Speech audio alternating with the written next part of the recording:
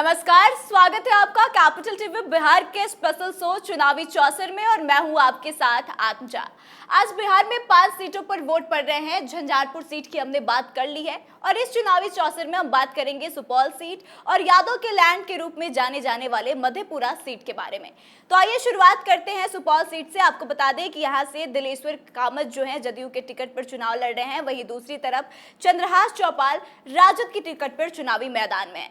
तो आइए शुरुआत करते हैं और जानते हैं कि यहाँ पर किस वोटिंग का ट्रेंड क्या है, किस जाति से ज्यादा वोट पड़ रहे हैं और किसको ज्यादा वोट पड़ रहे हैं। तो आइए इन तमाम मुद्दों पर बातचीत करते हैं। बातचीत करने के लिए हमारे साथ स्टूडियो में मौजूद है बिहार की राजनीति की अच्छी जानकारी रखने वाले senior journalist Saroj Singh ji. Sir, आपका बहुत बहुत स्वागत है। जी धन्यवाद।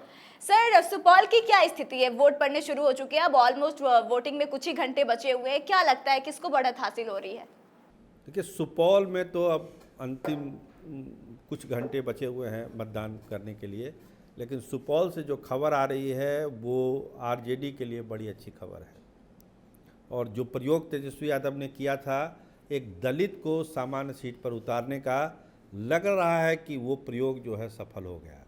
और इस प्रयोग को सफल बनाने में जो सबसे अहम भूमिका हो रही है वो भूमिका है बैद्यनाथ मेहता की। सर, ये बैद्यनाथ मेहता ऐसा क्या कर रहे हैं जिससे कि तेजस्वी को फायदा हो रहा है? देखिए, बैद्यनाथ मेहता एक अधिकारी रहे हैं, अच्छे अधिकारी रहे हैं और पिछले साल भर से वो घूम रहे थे सुपौल में। उपेंद्र कुशवाहा की पार्टी में थे, टिकट नहीं मिला, निर्दलीय लड़ रहे हैं। तो जो पैठ उन्होंने कुशवाहा समाज में बनाई थी, आज वोटिंग के दिन ये साफ दिखा कि कुशवाहा वोटरों का रुझान बैद्यनाथ मेहता की तरफ है। और जो रुझान है कोई मामूली रुझान नहीं है, इस तरह का रुझान है जो तीर को भटका रहा है। तीर अगर भटक रहा है तो इसमें अहम भूमिका बैद्यनाथ मेहता की है। बहुत बड़ी संख्या में वोट कुशवाहा समाज का पड़ा है। अभी अंतिम आंकड़े आ जाएंगे एक आध घंटे में, लेकिन अभी तक का जो सवेरे से अभी शाम होने वाली है, अभी तक का जो वोटिंग ट्रेंड है वो यही है कि बैद्यनाथ मेहता को कुशवाहा समाज का अच्छा वोट मिला है। और यही वोट बैंक जो है जनता दल यूनाइटेड के जो कैंडिडेट हैं दिलेश्वर कामत, उसको कमज़ोर करता है। और चंद्रहास जो अब आगे निकलते हुए दिख रहे हैं, उसका बड़ी वजह बैद्यनाथ मेहता को अब मान सकती है। सर, दिलेश्वर कामत के पास कौन कौन सी चुनौतियां आई जिसके वजह से उनको नुकसान हो सकता है और कौन से वो वोट बैंक है जिसमें की सेंधमारी हुई है? देखिए, दिलेश्वर कामत की तो एंटी इनकम्बेंसी सुपौल में पहले दिन से थी। एज हो गया है उनका, काफ़ी एज के हैं। इनको भी जो युवा वोटर है उसको लग रहा था कि भाई इतने बुजुर्ग लोग को क्या वोट करना है। लेकिन जनता दल यूनाइटेड की ये मजबूत सीट है सुपौल।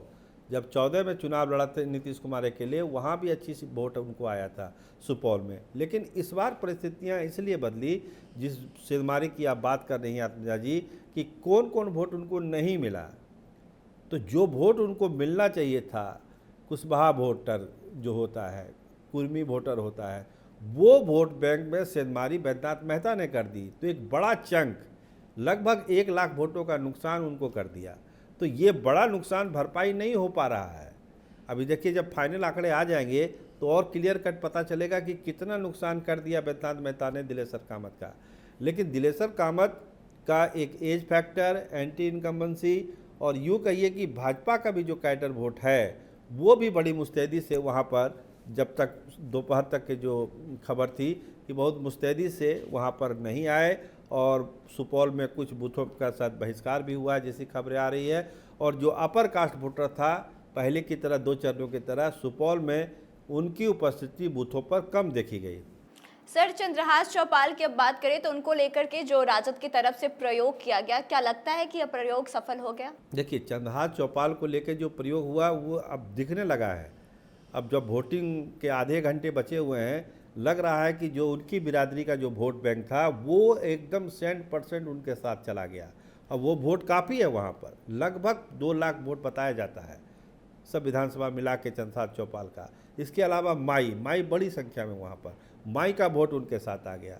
तो इसका मतलब कि विजेंद्र यादव ने जो वहाँ फील्डिंग बैठाई थी कि भाई हमको यादव वोट में भी सेंधमारी करनी है, जो कुशवाहा वोट इधर उधर जा रहा है उसको भी रोक देना है, तो मेहनत तो बहुत किया विजेंद्र यादव ने। लेकिन लास्टली जो चीज़ें अब सामने आ रही है वो यही है कि एक बड़ा नुकसान कुशवाहा वोट के तौर पर हो गया। यादव वोटों में तो जो हुआ सो हुआ, लेकिन कुशवाहा वोटर में एक बड़ा नुकसान मुश्किल में डाल रहा है दिलेसर कामत को। तो आइए अब मधेपुरा सीट के बारे में बातचीत करते हैं। आपको बता दें कि मधेपुरा सीट को लेकर कहा जाता है कि यह यादवों का लैंड है, यहाँ की यादव आबादी जो है वह काफ़ी ज़्यादा है। साथ ही आपको एक खास बात इस सीट को लेकर यह है कि यहाँ पे भले ही किसी पार्टी का कैंडिडेट जीते, लेकिन यादव कैंडिडेट ही हमेशा से जीतते आया है।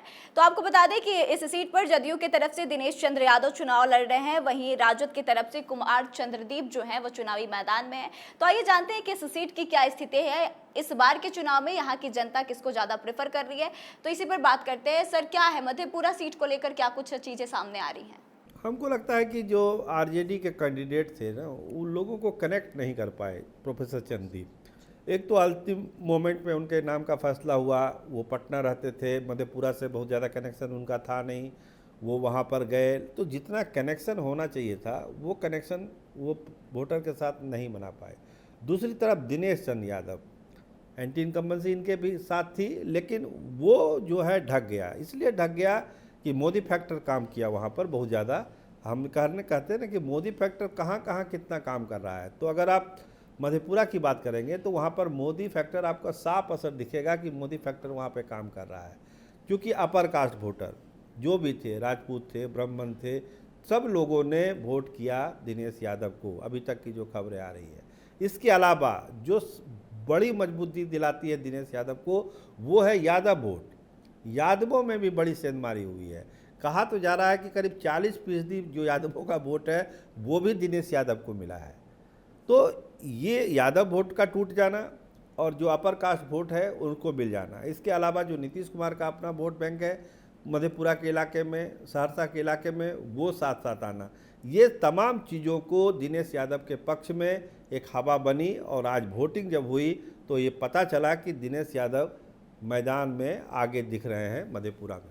सर, क्या यह माना जाए कि मधेपुरा का चुनाव अब एक तरफा सा हो गया है? एक तरफा तो हम नहीं कह सकते हैं, ऐसा नहीं कि एक तरफा चुनाव हुआ है। वोट प्रोफेसर साहब को भी पड़ा है, लेकिन हम वो कह रहे थे ना कि एक कनेक्ट नहीं कर पाए मधेपुरा के लोगों को, मधेपुरा लोकसभा के क्षेत्र को जितना इनको मिलना चाहिए। आपने कहा ना कि भाई गोप लैंड है, यादवों का गढ़ है वो, और यादवों के गढ़ में अगर वोट माई नहीं जीतता है तो इसका मतलब क्या है? इसका मतलब है कि कहीं ना कहीं उम्मीदवार के लेवल पर कमी हुई है। देखिए, पप्पू यादव को भी कहा जा रहा था कि मधेपुरा आप लड़ जाइए, बीच में ऑफर जब ये बवाल चल रहा था, लेकिन मधेपुरा से उन्होंने मना कर दिया।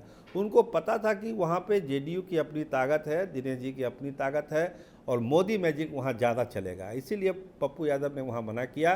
चंदीप को वहाँ से टिकट दिया गया और इनके साथ कमजोरी यही रह गई जिसमें जिक्र हम कर चुके हैं कि एक मतदाताओं के साथ, वोटर के साथ उनको लगा कि कोई बाहर का आदमी आके यहाँ पे चुनाव लड़ रहा है। और दिनेश जी चूँकि वहाँ के सांसद थे, लोगों से मिलते जुलते भी हैं, तो उसका भी फायदा मिल गया। सर, आपका बहुत बहुत शुक्रिया। जी, बहुत धन्यवाद। तो देखिए, बिहार की 5 सीटों पर वोट पड़ रहे हैं। अभी हमने सुपौल और मधेपुरा सीट के बारे में बातचीत करी, जहां से दोनों के अलग अलग रुझान सामने आ रहे हैं। सुपौल सीट की बात करें तो यहां से जो राजद के कैंडिडेट है चंद्रहास चौपाल, वह सारी कास्ट की अगर बात करें तो सभी लगभग जातियों में सेंधमारी करते हुए नजर आए हैं और यहाँ पर उनकी बढ़त होने की संभावना भी ज़्यादा है और आगे निकलते हुए नजर आ रहे हैं। वहीं दूसरी तरफ अब मधेपुरा सीट की बात करें तो यहाँ पे मोदी मैजिक चल रहा है। मोदी के नाम पर, नीतीश कुमार के नाम पर वोट पड़ रहे हैं और साथ ही साथ जो राजद की तरफ से कैंडिडेट चुने गए हैं उनको लेकर लोगों के मन में थोड़ी सी निराशा जरूर है, लोग उनसे उतना इंटरेक्ट नहीं कर पाए।